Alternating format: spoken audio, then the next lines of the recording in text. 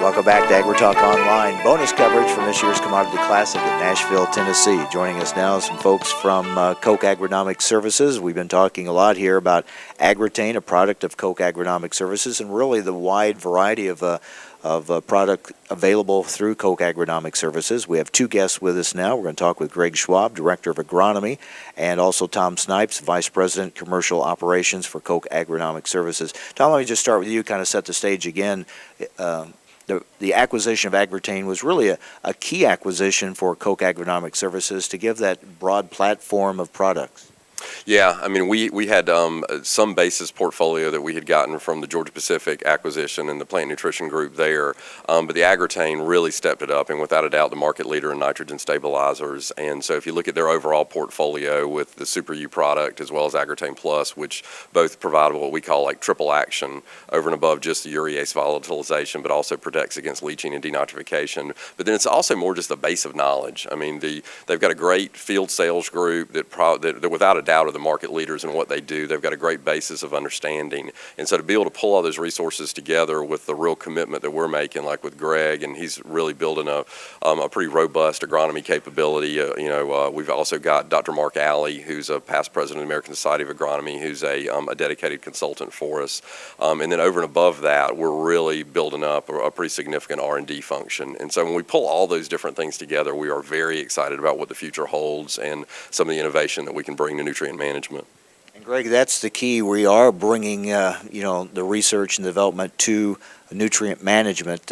We've had a lot of focus in the industry over the traits and what's going on with the seed, but now we're looking at the nutrient management, a key part in maximizing yield. Yeah, and so some of the most exciting research is Fred Below's research that really shows that all of those factors pull together to really determine what your yield potential is and how important that nitrogen management component is on your overall yield.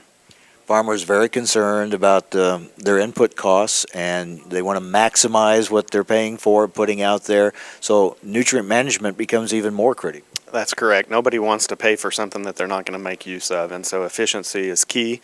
And so with the Agritain line of products, that gives the grower some flexibility and application time, and also some insurance against some weather loss problems that he may have to deal with. You have some research now, especially with cold weather extremes, that they can look at. Yeah, Dr. Rick Engel in Montana has been looking at cold weather losses, and it's really a surprise to the research community what he's been finding. And so in the past, we've always thought that only in warm conditions was urea volatilization an issue, but what he's shown is that even in nearly freezing conditions, losses can be up to 30%. And when Agritain nitrogen stabilizer is used, those losses are almost nothing. Have we been losing some yield perhaps due to lack of nutrient management and maybe not realize that was the problem? Yeah, so an interesting place to look for that is Peter Scarf in Missouri. He has an online website. I can't remember what the name of it is, but he looks at amount of nitrogen loss in the state of Missouri each year and kind of monitors that, and he has huge estimates of yield loss that has occurred because of how wet the soil has been in Missouri in the last several years. When you look at how our yields have been improving anyway, depending on the weather, of course, but we talk about, what do we lose from insects? What do we lose from weeds? Now we're talking about what could we be losing from nutrient management. If we can get all those things really under control, that then leads you to think, Fred Below talking about 300 bushel corn. I mean, if we can eliminate a lot of those yield robbers along the way, we have a chance. It's definitely possible, yeah. And so the interesting thing with nutrient management is it's hard to see those mistakes. We control our obvious mistakes, but with nutrient management, it's hard to see when you've lost just a few bushels per acre. We've also been talking with other folks about how important it is to get that crop off to a good start. I think there was a feeling maybe before that, you've got off to a slow start. We can make it up somewhere down the line. What we're finding is you may not make it up.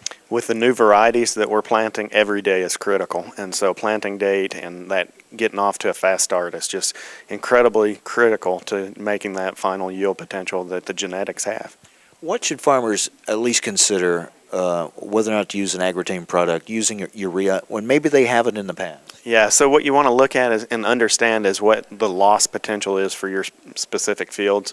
You know, if you're in an area like Missouri where they get consistently wet during the spring, then Agritane Plus that has both of the inhibitors is going to be the obvious choice.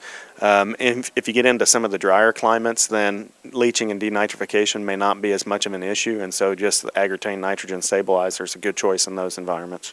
Tom, certainly now Koch Agronomic Services, you have the products and the personnel, the expertise really across the board for whatever works best for a particular farmer's operation. Yeah, and really Greg and his group have really, they've in our organization are really starting to become such a huge customer support function as well. Because one of the things I always get excited about is when Greg's kind of sitting here and he's talking about all these different things. He's naming different researchers at leading institutions, and in nutrient management it's going to be different. It's going to be different in Nebraska than it is in Iowa, than it is in the Dakotas or the Southeast. And so when we take all that into account, we just want to make sure that our customers that they feel good about the science, they understand exactly what the product does and also what the product doesn't do, because we want to make sure that they're using the right product at the right time, right place, and so working with a lot of these respected universities, independent researchers and things like that, we really think is the prudent approach, and we really want to teach our customers and growers to make sure you do understand the good science of what we're doing, and really as a company hope that we're supporting that initiative. This is obviously important to a farmer's bottom line, but beyond that, really, when you look at the demand for food in the world today, this is critical that we can produce more on, in many cases, fewer acres than we used to. The pressure to do that is even greater. That's why these types of technologies are so important. Yeah, and and actually we're a subsidiary of Koch Fertilizer. Our business was actually started about a year and a half ago, and so when you look globally at the fertilizer markets and globally at the growth that we're seeing from a population standpoint, I think they throw around the number like 9 billion people by 2050, and so obviously, if we're going to have that significant a growth, we're going to really have to rapidly adopt some better management practices, and nutrient management I think is a huge one. And so if you look at a lot of the different areas of the world, and that that if we can keep nitrogen in its place, keep it available to the plant, there's just so many ancillary benefits for that. But the biggest one is obviously yield, and a grower being able to maximize his inputs and his return on that acre. Greg, before we wrap this up, time is always of the essence in springtime. Very seldom do you get as big a window as the farmer would like. You're kind of squeezing in during those weather opportunities. What about the time savings that go with surface applying urea? Yeah, obviously surface applying urea is probably the quickest way to apply the nitrogen to the crop, but it also adds other benefits, not just speed. It allows the farmer to wait until he has a better opportunity to judge what the yield of that crop is. And so we see a lot of farmers waiting until after the crop is established, maybe the 6 or 8 leaf stage, and then going in with their last nitrogen application. And this allows them to fine-tune their overall rate, which improves efficiency as well. Another key point to consider. All right, Greg Schwab, Director of Agronomy, and Tom Snipes, Vice President, Commercial Operations for Koch Agronomic Services. Thanks for joining us. Thanks so much. Mike, it was good to be here. All right. With that, we'll take a break, come back with more bonus coverage of Commodity Classic. This is AgriTalk Online.